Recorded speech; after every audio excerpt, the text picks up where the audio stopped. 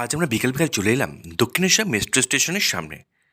Metro থেকে বেরিয়েই সোজা সামনের দিকে হেঁটে চললাম। সামনের দিকে এগোলেই দুটো রাস্তা চলে যাচ্ছে। এগিয়ে গেলেই বাঁ দিকে চোখে পড়বে দক্ষিণেশ্বরে যাওয়ার রাস্তা, এই দিকটা হচ্ছে দক্ষিণেশ্বরে যাওয়ার রাস্তা, আর উল্টো দিকে ঠিক আদ্যাপীঠ যাওয়ার রাস্তা। আমরা এগিয়ে চললাম আদ্যাপীঠ যাওয়ার রাস্তার দিকে। সামনেই অটো স্ট্যান্ড আর টোটো স্ট্যান্ড। এখানে টোটোগুলো দাঁড়িয়ে রয়েছে। এই টোটোগুলোতে উঠে পড়লাম। মাথা পিছু 10 টাকা করে নেবে কাঠিয়া বাবার আশ্রম যাওয়ার জন্য। এই কাঠিয়া বাবা আশ্রম এই শীতকালে খোলে বিকেল 5টা থেকে 7:30 পর্যন্ত। আমরা এসে পৌঁছালাম কাঠিয়া বাবার গেটের সামনে। এই আশ্রম খোলে বিকেল 5টা, তাই বহু মানুষ সমাগম হয়েছে দরজা খোলার অপেক্ষা। সামনে লক্ষ্য রাখলাম বড় একটা মস্ত বড় গেট। গেটের উপরেই রয়েছে তোরণ একটা। সেখানে দেখলাম নারায়ণ রয়েছে মাঝখানে, ধারে রয়েছে বাবা হনুমানজি, আর বাঁদিকে রয়েছে গরুর মহারাজ। এই হচ্ছে গরুর মহারাজ।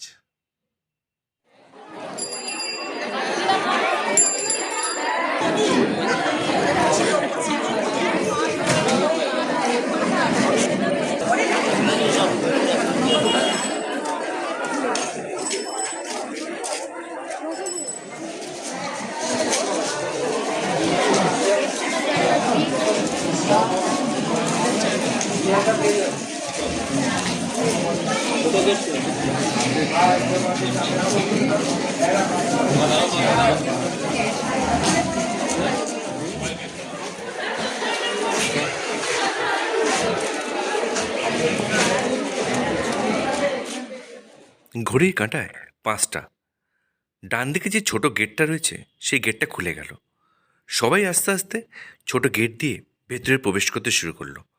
আমরাও তাই এগিয়ে চললাম এই গেটের ভেতর দিয়ে। এই ছোট্ট গেট এসে পৌঁছে গেলাম কলকাতার বৃন্দাবনে। এই হচ্ছে কলকাতা সেই বৃন্দাবন, যেটা রয়েছে আড়িয়াদহর গঙ্গা পাড়ে। অসম্ভব সুন্দর এই কাঠিয়া বাবার আশ্রমটা।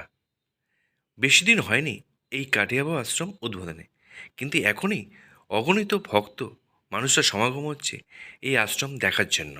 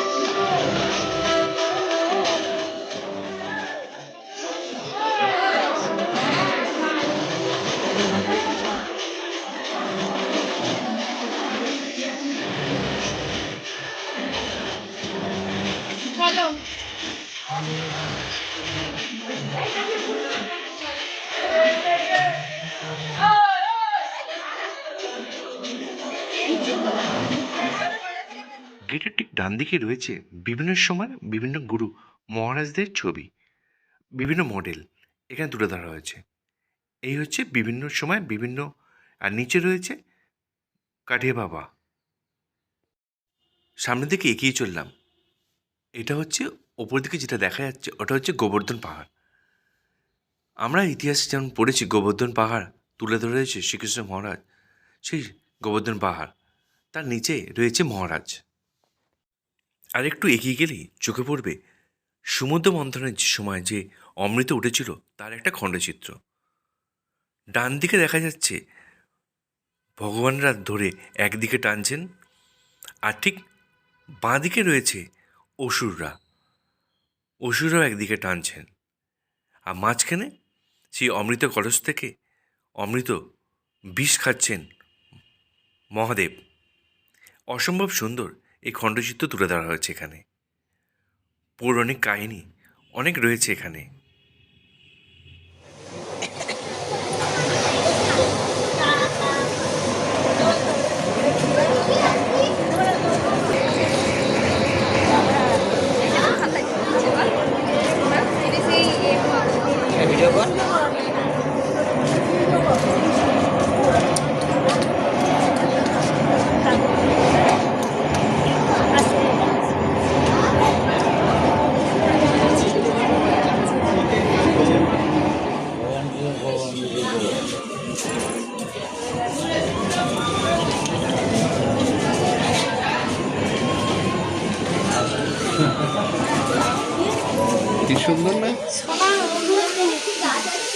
হ্যাঁ এই দেখ এখানে দাঁড়া, এখানে দাঁড়া একটু।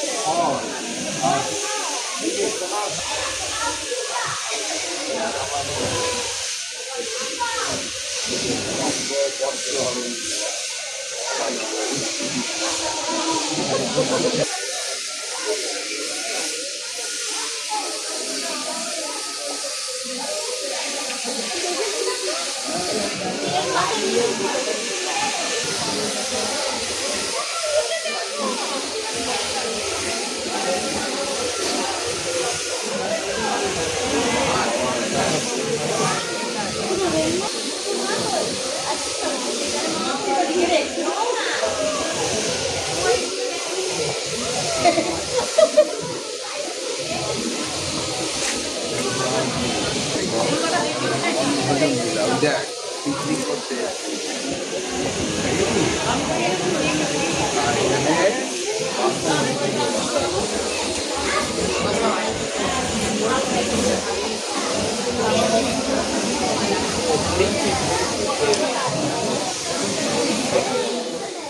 একটু এগিয়ে গেলে চোখে পড়বে বাবা মহাদেব বসে রয়েছেন। এই মূর্তিটা অনেক উঁচু, অনেক বড়। তার পাশেই রয়েছে একটা ছোট স্টল। যদি ঘুরতে ঘুরতে চা জল খাওয়ার ইচ্ছা হয় তাহলে এই স্টলে চলে আসবেন, এখানে চা জল পেয়ে যাবেন।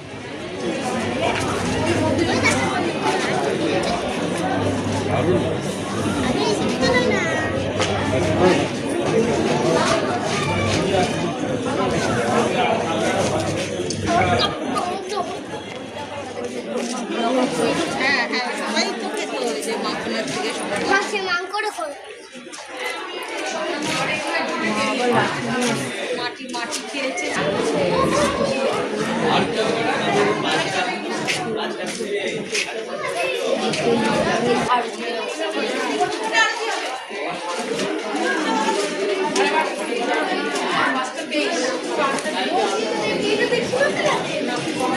যারা আসছে তাদেরকে রিজার্ভ করে আসছে।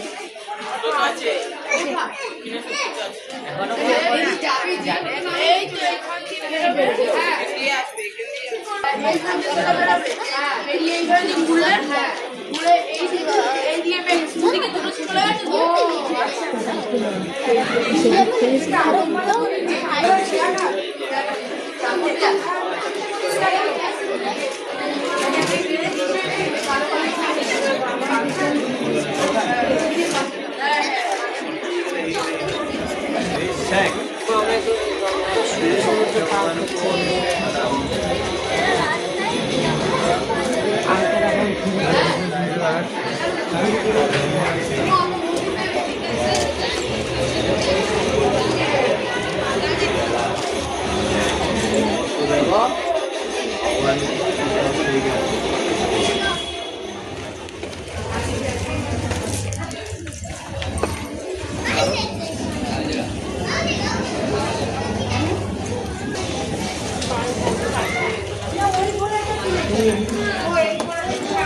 से लीला नौका नौका भी अंदर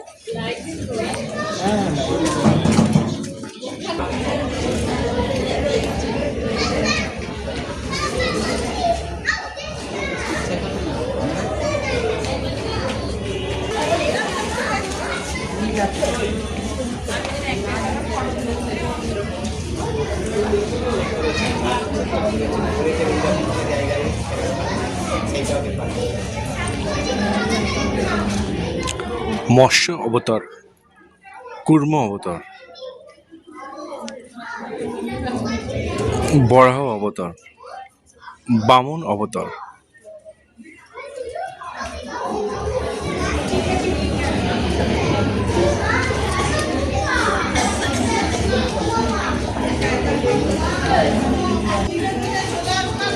এখানে পরশুরাম অবতার আর রাম অবতার।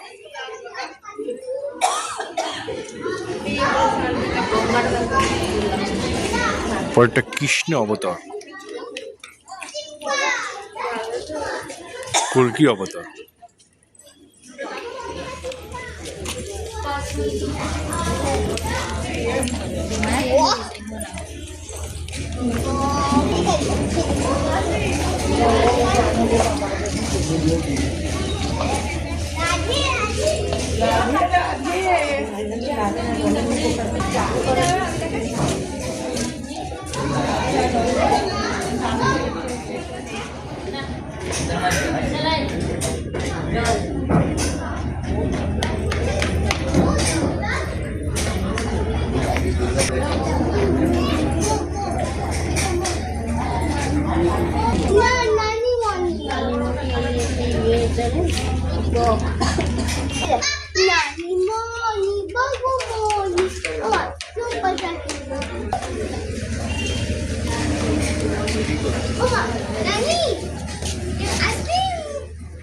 একটু এগিয়ে গিয়ে চোখে পড়ল মস্ত বড় মূর্তি রয়েছে বৈষ্ণব মাতার।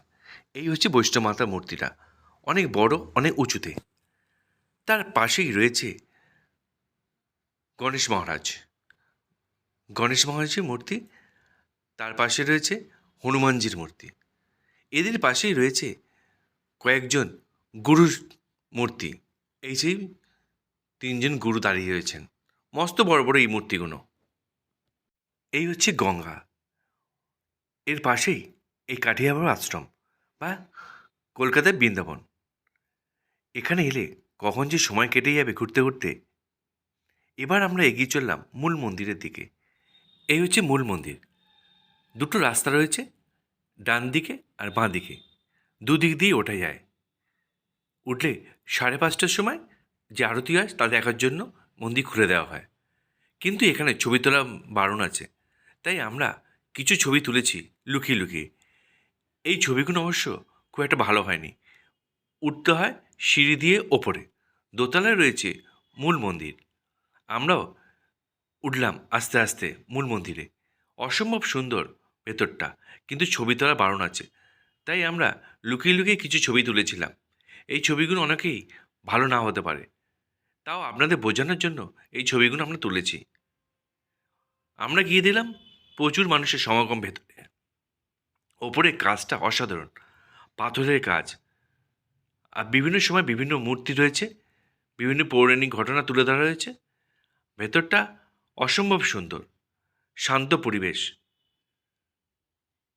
যদি সময় পান কখনো একবার চলে আসবেন এই আড়িয়াদহর কাঠিবাবা আশ্রম বা কলকাতার বৃন্দাবনে।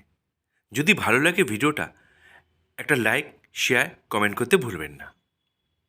আর এতক্ষণ ধরে এই ভিডিওটা দেখার জন্য সকলকে জানাই অসংখ্য ধন্যবাদ।